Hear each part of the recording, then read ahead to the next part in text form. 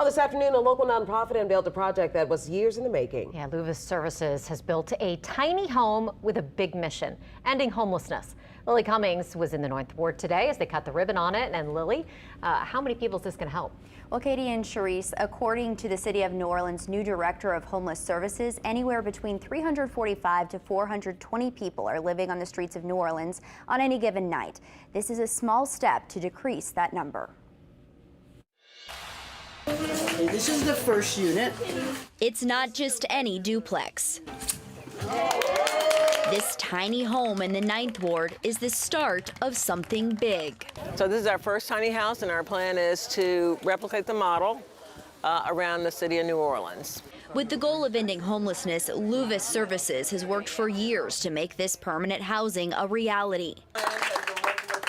Dozens of people showed up to the grand opening that helped along the way. This is a tiny house, so we had to maximize the space, but to create a home for people to live in who don't have a home right now. We were really honored to be a part of the group. In May, at least 2 people will move off the streets and into the units. It took them 5, maybe 6 months to build. Imagine doing that all across New Orleans, all across Louisiana, how many persons we can get off of the street. Louvis Services will pay for the home and the tenants' utilities and connect them to jobs, services, and support.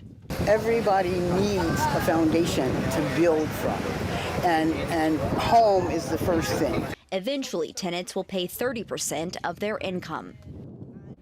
Earlier this week, we told you about another big announcement that impacts the unhoused community. Unity New Orleans received a $15 million grant from the U.S. Department of Housing and Urban Development towards permanent housing. Katie? All right, great stuff. Thank you, Lily.